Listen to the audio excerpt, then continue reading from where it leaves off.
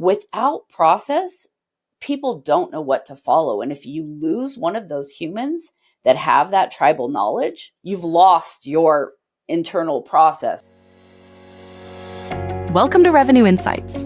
We're joined by revenue leaders from some of the highest growth companies. Together, we explore how they built their revenue teams, the journeys they've been on, and the lessons they've learned along the way.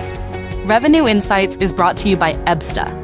We're an AI-first revenue intelligence platform designed to help you close more deals, retain more customers, and forecast better. Enjoy the podcast. Hello, everybody. And on today's episode of the Revenue Insights podcast, I'm thrilled to have Shianne Sampson, the Global Vice President of Sales at Eventbrite, joining us. With over 18 years of experience in building high-performing sales organizations and leading revenue growth, Shianne has an impressive track record of turning underperforming teams into revenue-generating powerhouses. Her expertise in driving accountability, coaching talent, and leveraging data to transform sales teams has made her a recognized leader in the space. Today, she'll be sharing her journey and strategies for success, turning sales teams around and achieving long-term success. Shianne, welcome to the show. Guy, thank you for having me.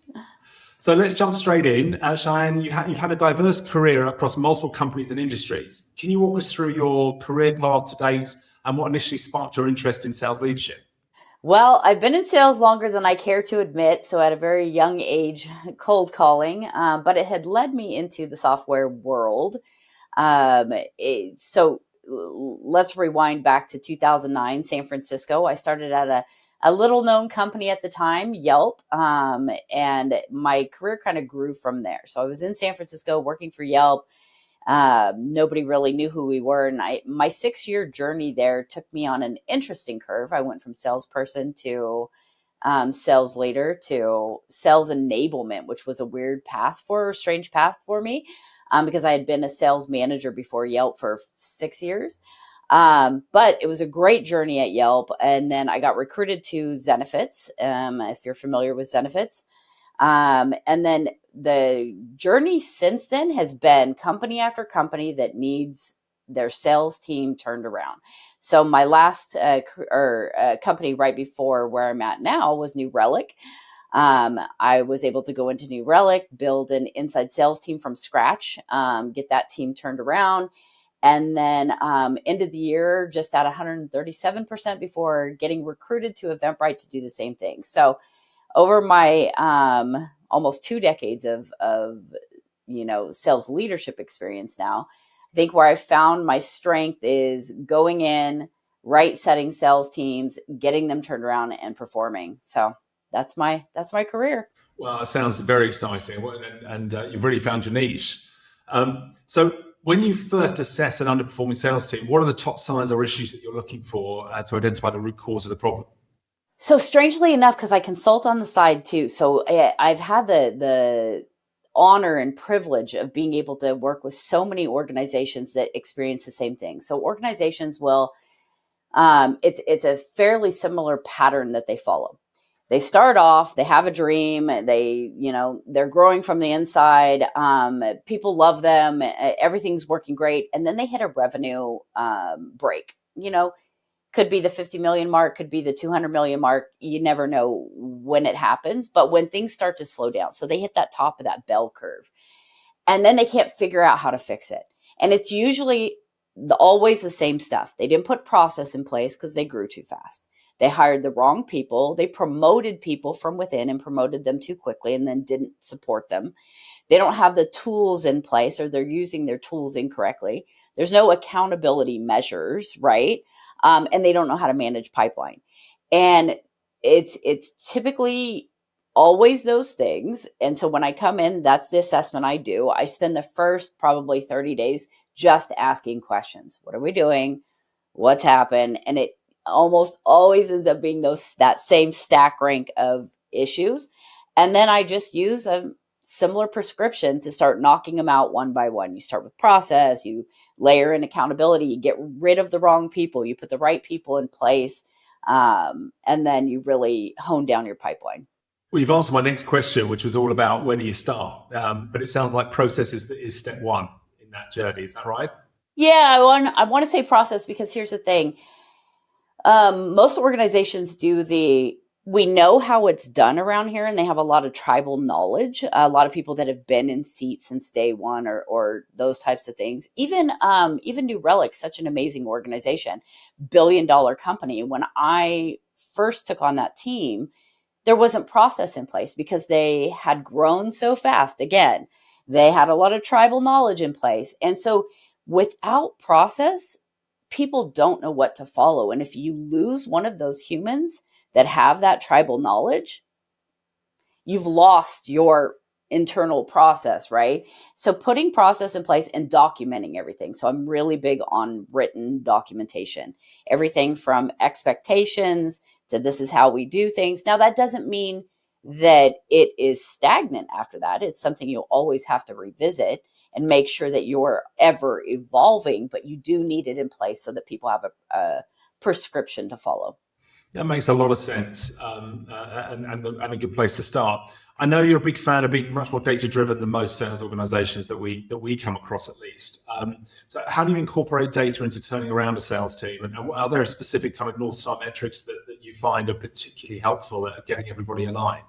I love that question. That's going to be my favorite question because I wasn't always data-driven. So I think early sales days, because I had been in sales for so long, I was very instinct driven. And especially in my early sales career, I think you know this and you've talked to so many people, Guy, but most of us were promoted because we were really great salespeople. And maybe we showed some sales leadership characteristics, right? But when you get into sales leadership, you really don't know what you're doing. You're trying to recreate your own success, but you don't always know how you even did that, right? So you go off of instincts. The problem with that is your instincts aren't always right. It may have worked for you, but your instincts aren't always right. And so I had to learn the hard way early in my sales management career that my instincts weren't always right and to lean on data.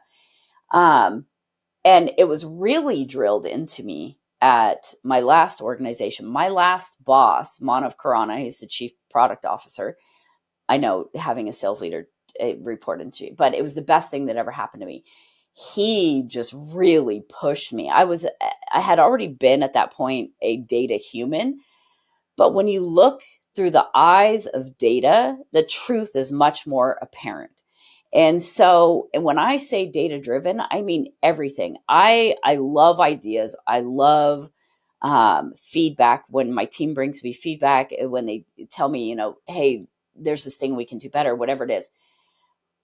My pushback is always, that's a great hypothesis. Now show me the data. Everything from leads are down. Okay, show me the data. Or lead quality has diminished. All right, let's look at the data, right? And let me tell you, over half the time, the data does not back up the hypothesis that humans bring to you. And so when I say data, even for sales performance, I'll get sales managers, sales directors telling me, a certain person on their team's not performing. Okay, let's look at the data. And now let's look at the data comparing to the rest of the team. And there's always an insight in there where they miss. Oh, yeah, they do have a higher conversion rate than everyone else. So it's not them, it's the leads that they're getting. Let's make sure they're getting the specific lead or what have you, right? And so I think if that's not your strength, for anybody listening, if data is not your strength, then surround yourself with someone it is their strength, and then always lean on the data to make your decisions. I'm not great at pulling it. I'm not an ops person, but I'm great at looking at it and making those decisions from there. I think that's such a key point. We built our whole business model on the fact that we want to help people become a lot more data driven. And what's beautiful about salespeople is that even if they're underperforming, they're all driven to want to succeed. And so while they'll push back a lot when you're just giving them gut feel, if you show them pictures of how they can be better, if you can show them clarity around, look what our win rate looks like if you do X, Y, and Z or Z, you're much more likely to get them bought into that as a process. And we've seen that. And the impact you can have is substantial, because ultimately that drive to win means that if you can show them that if they follow the process the way that the top performers are doing things, that they're going to win more, so quickly they jump on top of that and they want to be part of that success story. Ooh, that was beautiful what you just said, because you could take what you just said and that's how you convince your executive staff to give you more budget. That's how you convince a customer to buy. That's how you convince a vendor to work with you, whatever it is, through the data, through the visual, and through that picture of that partnership. Yes. Yeah, I mean, we're a technology business, so we sell licenses. But last year we introduced a services wrapper because we had to find a way of getting the C-suite bought into the changes that they needed to make, so that everybody started to do things in the way that the top performers were doing it. And just by extracting the latest insights from our platform and serving it up to the leadership team in a digestible format, suddenly they were all on board. And these RevOps teams that were kind of preaching this stuff for years sometimes weren't really getting the traction with the leadership team. Suddenly, all of a sudden, it was the leadership team's idea. And now everybody was coming along on that journey because we were able to take what they knew was the right thing to do, but actually show them the evidence and make it and turn it into pictures and make it easy to digest. Ooh, for all the salespeople that just listen to guys say that, do that in your demos and presentations. Show the data.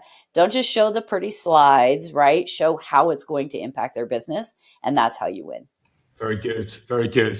So I also know you're a huge fan of side-by-side coaching, and it's an area that you excel in. So how do you approach coaching with a sales professional that maybe been underperforming for a while, and how do you help them change that mindset and behavior? Yeah. Okay. So I'm a tough leader to work for. People either love me or they hate me, which makes sense. And the reason being is I'm highly, highly accountable, and I expect my people to be that as well. Well, if I'm going to expect that much of my people, they should get something in return outside of just that paycheck. And so I strongly believe, and it's from Nathan Jamil's book, The Leadership Playbook. If you've ever read or heard him, he says you should hire good people, and they should expect for you to make them great. And I firmly believe in that. The boss that I was just talking about, my favorite leader that I've ever worked for, he was terrifying to work for. He pushed me, right? He pushed me, but I became better under his mentorship. And I think that that's what everyone should be able to say. So I strongly believe in coaching. You should, as a leader, get very good at your craft. And by the time you're a sales leader, I would say sales director, you should be, there's two crafts you have to be good at: sales and leadership. And so your managers should expect you to coach them and support them and make them better. And your salespeople should expect to be coached and be made better. And so if you haven't mastered your craft, if you're not constantly refreshing, reading books, podcasts, practicing, getting on calls yourself, listening to recordings, doing all of those things, then you're going to slip over the years. Your expertise, your ability is going to slip, and then your sales team is going to suffer as well. So you have to be good at what you do on both levels, and you have to make the people underneath you great as well. I love that, and I'm a massive fan of coaching, and something I participate on both sides with on a regular basis. Can you share a specific example, though, of how a particular sales rep that you coached made a significant improvement in their performance? And was there a kind of a moment of clarity when there was a turning point in their journey? I do still coach salespeople, but I do the initial coaching, and then the sales leaders see it through.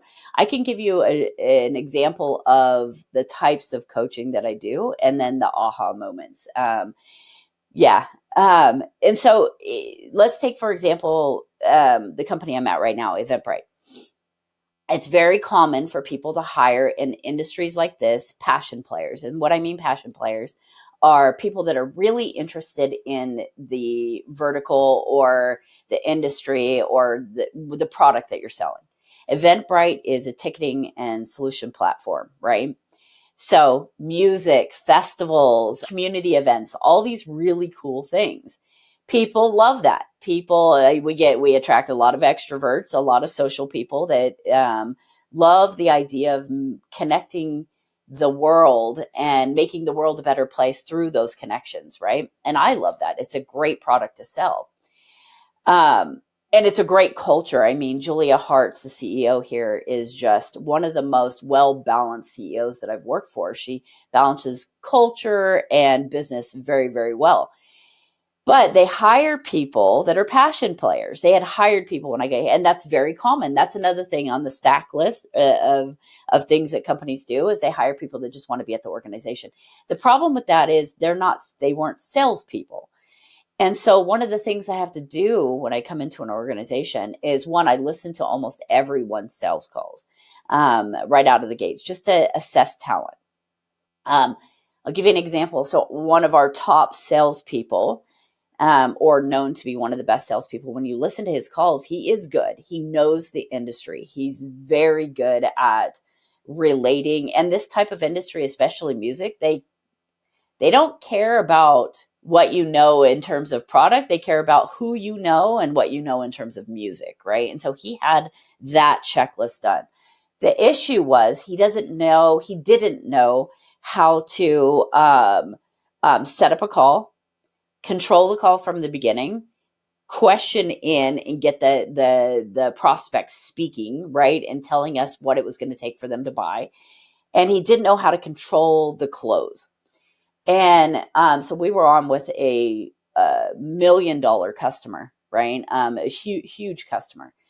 And the way that he proposed pricing at the end, I'm trying to say this diplomatically, but the way he proposed pricing at the end was very soft and was, hey, here it is, but we can go back to the table if this isn't where you want to be. And I had to pull him after that call and walk him through, that's not how we close a deal. So let's walk through it, right? He's still working on it because he does come from the industry. But, in the past, I want to say 3 or 4 months, he's closed several large deals, just shifting that kind of mindset and moving into a more sales type approach, right? Rather than just a passion player approach. But that's common. So when you look at salespeople, they've heard what they need to hear in the past, but it's like game film. So you mentioned Gong earlier, and I hate to give Gong a shout out on here, but Gong is just like the best thing that's ever happened to salespeople, right? But I teach my sales team that it's like the best athletes in the world watch their game film. And so watching your game film and tweaking even the tiniest things, you may be one of the top sellers. There's still something you can tweak to make an impact and make a difference, right? And so when you say a huge impact, it's every day. It's coaching every single day. It's looking at game film every single day. And it's those incremental gains that make you a superstar. We'll return to the episode in a moment.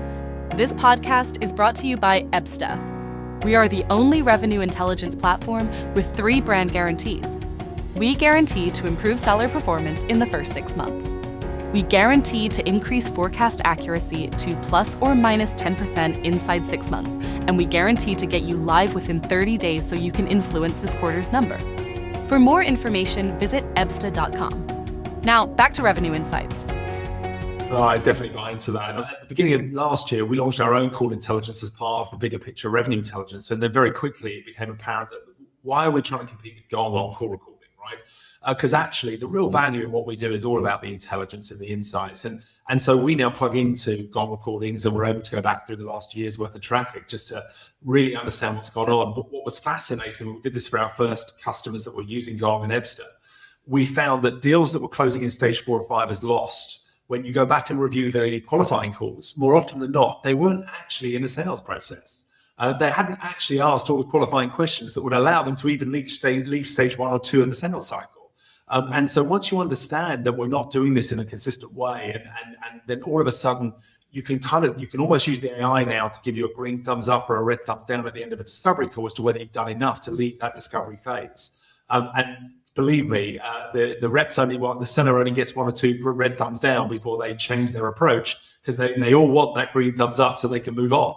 So it's amazing how the AI and the technology that's out there can facilitate better outcomes and help the sales teams by primarily just giving them the signals that tell them if they're doing things in the right way or not, and allow us as leaders to really bring everyone together and get them doing it in a much more consistent way. I love that. So that goes back to data. And here's the thing, data is not always numbers, y'all, for everyone listening. So when you think about any salesperson comes to you and tells you anything, for our sales leaders that are listening, or for salespeople that are listening, you believe something to be true about a call, go back and listen and prove it to be true, right? You always, I have to approve every day, all day long. We do something called capital, and it's very industry specific. But anyways, I have to approve this every single day. And I always have to go in and listen to the call. How was this presented? What qualifiers did we dig into before we presented this? Are we asking for the deal as we are presenting this, right? Like, how are we drawing this call forward? And so anything a salesperson tells you on your team, anything a sales manager tells you, go in and prove it through the data, which is listening to the call. Prove it for yourself, Absolutely. And you can use AI to extract this information from the calls and pre-populate into Salesforce and score it for you. And the beauty of using the AI to do it is you get a consistent outcome every single time, and you can start comparing everything. So it's a huge game changer, and it's something we lean heavily into. And we're now at the point where all the data, all of the insights are there without the reps and sellers having to do any manual work themselves. And we can just focus on that kind of focus, that piece around driving that consistency and getting everyone doing things in the same way. It's so funny because I love AI. I had a interviewee ask me, what are your thoughts on AI and how it's going to possibly change the sales space? And my honest answer, because there's a lot of fear out there, right? There's a lot of fear with AI. My answer with that is I can't wait. I love technology. I think I have never experienced technology that made things worse, right? Like, you might buy the wrong tool, right? But it doesn't make things worse. It just might not be helpful. But in terms of AI, everything I've seen so far makes the world easier and a better place. And so I'm super bought in. Absolutely, me too. Listen, at the end of the day, even in 2025, in fact, even more so in 2025, relationships and engagement still drives revenue. And so in the past, we were asking sellers to be responsible for all sorts of admin tasks that frankly they weren't very good at anyway. And now AI is able to take on those burdens and do it 10 times better than they could. So we now get consistent reportable outcomes, and we can focus our sellers on that, building those relationships. A great story, a good example of this would be, we saw a lot of training going on kind of late 2023, early 2024 around kind of MedPick and Medic and Balance and Spice and all these different methodologies. But the skill set in learning how to use the qualification methodology is a valid skill set and a really powerful one. But it's a separate skill set to learning how to record that information in the system of record in a consistent format. And actually, it's a whole lot easier teaching salespeople the first thing than it is the second. And now we're able to use AI to solve that other problem. Now there's no other thing to focus on, but just making sure you get that green thumbs up, that you're asking the right questions, that you are coming across as that expert advisor, that subject matter expert that's helping your buyer and the person they want to speak to when they're getting close to making a better decision. So I think it's an amazing enabler, and we believe that we can use it to make every seller a top performer. Yeah, I love that. Very good. Well, I want to move on to culture and sales culture. I'm a huge fan of sales culture, and we've all seen very good and bad cultures. But perhaps you can talk us through the journey to great culture for sales teams and what it takes to turn those types of things around. Oh man, yeah. So it depends. So you have to define great culture, right? So I think every organization I've ever been at defines culture a little bit differently. Again, the last two organizations I've been with, night and day in the two different cultures, right? So first you have to define what the culture is that you want. I'll tell you the type of culture I like. I like a culture that is, again, highly accountable, right? Find as much positivity as you can. Now, I don't mean the cheerleader type culture, but what I mean is seeing obstacles as opportunities and not as impediments, right?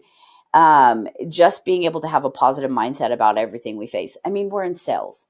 It's tough. And every month, every quarter, every year, it starts over. And so there's really no end in sight to the difficulty that sales is. And so you have to see the positive. You have to see what you're getting out of it, the growth, right? So I look for that positive, kind of growth mentality in the humans that I hire. Let's be real, Guy. When it comes to culture, the people can make or break you. So you've got to get the right. Every question you ask, coaching, you have to have the right people for coaching. For performance, for accountability, for data mindset, for culture, it's the right people. And so number one is walk through your hiring process and make sure that you're looking for exactly what you want on your team and that you know how to get that out of an interview. So that's number one. And be tough in your interviews. One of the things that I say to my team is maybes or no's. Where I find there's two things, maybes or no's, and you look for reasons to not hire, not reasons to hire, right? So a lot of people that I work with, they'll interview people and they look for reasons why they should hire them. Oh, they have this and this is great. And I'm like, yeah, but I look for, they didn't know their numbers here. They couldn't answer pipeline management questions. They didn't ask me great questions at the end, right? I look for curiosity. There's different things that I look for. So hire the right people, get the right people in seat. That's number one. Number two is be relentlessly clear about what you expect from your organization, from your team, from yourself. Everything I have and everything that I expect is in writing. So every quarter, I give my leaders a sheet of paper that says expectations, and from their numbers to pipeline to how they're running their meetings, everything is written down. Now, when you hear that, people go, oh, that sounds like micromanagement, but it's not. If you, have you read First Break All the Rules? No, but I'm going to. I'm making lots of notes while you're talking. First Break All the Rules. They did research over 500 organizations around what makes employees stick and what makes employees perform high and what makes them happy. One of the questions, and it came down to, I think, 12 questions, right? And one of the questions in there is, do I know what's expected of me? So my last organization, my team, where I push people, we're highly accountable. We're going to hit our number no matter what. I refuse to fail, right? And I expect that of all my humans. You would think that when we got our employee surveys that I would score poorly because of that high pressure, high accountability. But when you pair high pressure, high accountability with the right people, with clear expectations and with coaching, it's a recipe for magic, right? Our team scored 20 points higher than the rest of the entire organization in terms of employee satisfaction. The question was, how is your team so happy? You fired people, you have high expectations, you're not the easiest person to work for, whatever it is. And it's like, well, but they know what's expected of them. We're on the same boat with them. We're coaching, we're pushing, we're holding ourselves to the same standard. It's not us pointing and saying, go get this done. We're all in it together. And I think when you create that culture, there's a lot of buy-in, right? And so it's to recap, because I know I rambled there for a second, it's set really clear expectations, hire the right people, hold yourself to the same standard that you hold your team, and don't just expect to get, also you have to give that coaching, that support, etc. And if you do those things, not only will you have a high performing team, you'll have a satisfied and a happy high performing team. I think that's so valuable. Really appreciate that feedback. We went through some challenging times about a year ago, and it reminds me, I was so scared to talk to the team about what was going on and what effort and energy we were going to need to achieve the goals for the year. And we kind of brought everyone together. And what was amazing is how everyone responded. Because historically, I'm always the guy, talking everything up, and everything's great, it's all fantastic, and all of a sudden I was being very real with everybody about the challenge or the problem we were particularly facing. And the camaraderie, the willingness to kind of come together and work as a unit. And suddenly, there wasn't a cigarette paper between us. You could see everyone was working as a gel function, one unit working towards a common goal. And what's amazing is how the team's kind of moved forward from there. We've become kind of supercharged and actually talking to people as adults instead of just rah-rahing all the time has such a powerful effect to the right people. I think is right, exactly as your point. So let me ask you then: are there any particular challenges that come to mind when you're faced in trying to transform a team's culture? So you get brought in and you've got big personalities that maybe are billing well but are causing challenges around that culture piece. How have you tackled some of those challenges before? Yeah, I mean, that's always the case, right? Especially, so again, I consider myself like the Mary Poppins of sales leadership, in that I go in, turn the team around, get everything performing. So it usually stay with an organization for about 3 years, right? But when I first go in, everybody likes me in the first 30 days because I'm just listening and asking questions, right? But then I tend to try to get people off the team quickly, right? Anybody that I think is not going to be a good fit, what have you. I think where people mess up with that, Guy, is leaders will accept excuses if they can relate to them. Leaders will accept negativity if they can relate to it. The problem is when you have those naysayers and those humans that just fight the system, that's a long-term problem. So you have to make those decisions quickly and get them off your team. And it's unfortunate because you don't want to be the person that goes in and cleans house, but they can make or break you, and they just make the path so much longer. So I'm sure if I were to say, you're going to think of somebody, if I were to say, I want you to think in your head of somebody that was in the organization, in your organization. Maybe they'd been there for a while. They had the tribal knowledge. There was value that they brought, but they made things difficult. They didn't play well with others. There was something, right? And everybody just oh, that's just Joe, right? That's just Joe. That's just Joe. But he's really great at X, Y, and Z. Then someday Joe finally leaves and you're like, wow, it is so much easier to get things done. It's so much better without Joe here. He should have left a long time ago, right? And so we make excuses. I know you were thinking of somebody. We make excuses for people and we explain away the behaviors. And we just have to think, here's the thing. I think of it in a very positive way. It's not, oh, we're going to fire Joe. It's, hey, Joe would be much happier someplace else. He's also hanging on. He's hanging on because he doesn't want to be here anymore. He's done. It's time for Joe to go and be happy someplace else, and us to put somebody in the spot that's happy to be here, right? And so when you face those challenges, you have to make those difficult decisions, but that's why we're in the spot that we're in. That's our job. Our job isn't culture and coaching and all of that. It is, but it's also making really tough decisions and making sure our team is right. It's such an interesting story because we hear it all the time. I host CEO dinners every month and done in different countries and all over the place and CEOs at different stages. But consistently, when we talk about the challenges they're facing, everyone can always relate to, well, I've got this person, they're very senior, they've been with us a long time, they've got a lot of knowledge, but they're just not fitting right now, and I'm not quite sure what to do with it. And you almost hear this kind of unison voice come back at them with all the other CEOs going, just get rid of them. It won't be as bad as you think. Before you know it, you'll get through it, and you'll actually wish you'd done it a whole lot sooner.